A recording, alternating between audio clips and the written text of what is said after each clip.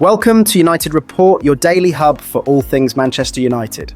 From breaking news to transfer talk and match updates, we've got every red covered. If you live and breathe United, hit subscribe and join the family.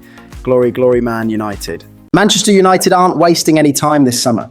After a disastrous campaign that saw them slump to 14th in the Premier League and lose the Europa League final to Spurs, Ruben Amorim is ripping up the script at Old Trafford. Matthias Cunha is through the door for 62.5 million, and he could be joined by big names like Bryan Mbeumo, Donnarumma, Diamande, and even Chelsea's Christopher Nkunku. But how will all these changes shape the Red Devils' starting 11 when they face Arsenal on opening day?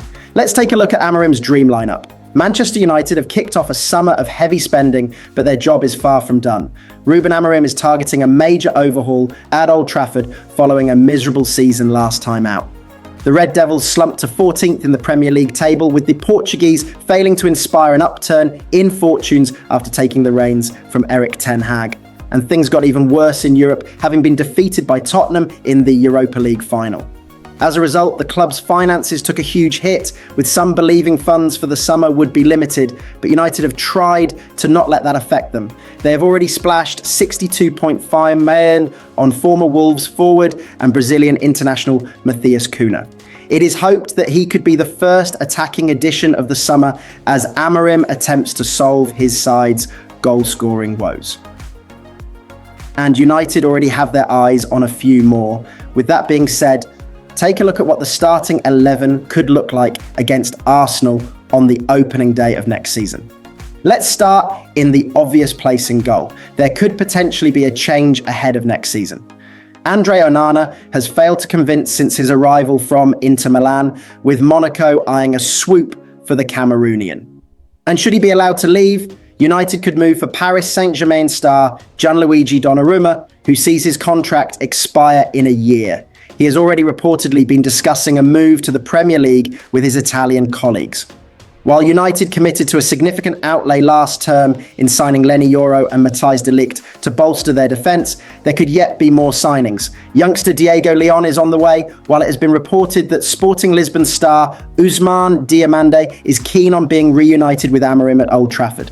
And United could potentially do with another defender following the exits of Johnny Evans and Victor Lindelof.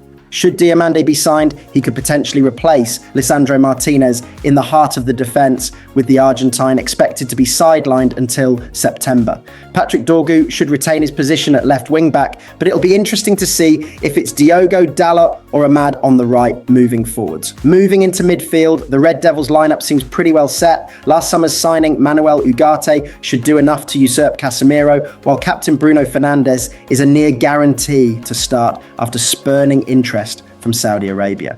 Given Christian Eriksen has departed, another signing in midfield might be useful but not crucial. It's really in attack where United will go through a real transformation. A number of forwards are already on the chopping block, with loanies Anthony Jadon Sancho and Marcus Rashford all expected to leave permanently. They could be joined by Alejandro Garnacho and Rasmus Højlund, who have both been linked with moves to Italy. Of course, a deal for Matthias Cunha is already over the line, and he could soon be followed by Bryan Mbeumo. The Brentford star is United's next attacking target, and he is already keen on a move to Old Trafford, despite late competition from Tottenham. And then leading the line could potentially be current Chelsea forward Christopher Nkunku. Reports have suggested that United are already in talks regarding a potential deal, and he could potentially slot straight into the side should a deal progress. Potential Man United 11. Donnarumma, De Ligt, Maguire, Yoro, Mazraoui, Ugarte, Fernandes, Dorgu, Mbeumo, Nkunku, Cunha. Sir Jim Ratcliffe and Ineos promised to take control of football operations at Manchester United, but instead fans have been hit with ticket price hikes, office staff cuts, and little sign of football-focused change. After a dreadful 24-25 season, including 18 Premier League defeats and no European football, many supporters are asking, how can you justify charging more to watch mediocrity? We break down the facts, the fan reaction, and what this means for United's soul, only on United Report.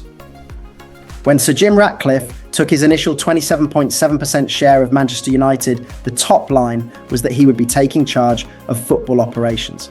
Turns out, Football operations included sacking office staff and giving ticket prices a hike after a season that included 18 Premier League defeats. And just for effect, news of the increases came on a day when the fixtures for the next Premier League season were published, a day that should be about hope and optimism and about wiping the slate clean.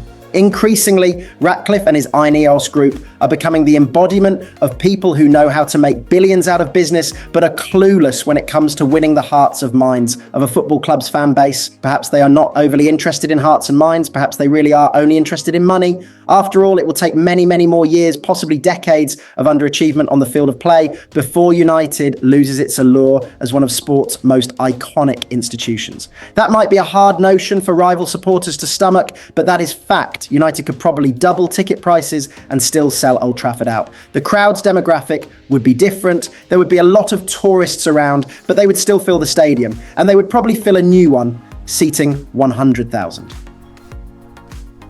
But these ticket prices are not particularly jaw-dropping in scale, to be honest. The Manchester United Fans Advisory Board even said, "We are relieved that the club was persuaded to limit the increases to the same percentage rise as recent seasons, and we are pleased they froze prices for our youngest fans." But that same group had called for a ticket price freeze that they felt was justified due to the current circumstances. And that is the point. After the season United had, ending in the dismal Europa League final defeat, asking fans to pay more for the privilege of watching a strictly mediocre team almost smacks of having a laugh at the supporters' expense. It smacks of doing it because they know they can.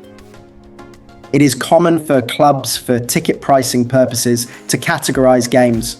But on the evidence of their performances at Old Trafford last season, is any game involving this United side a Category A match?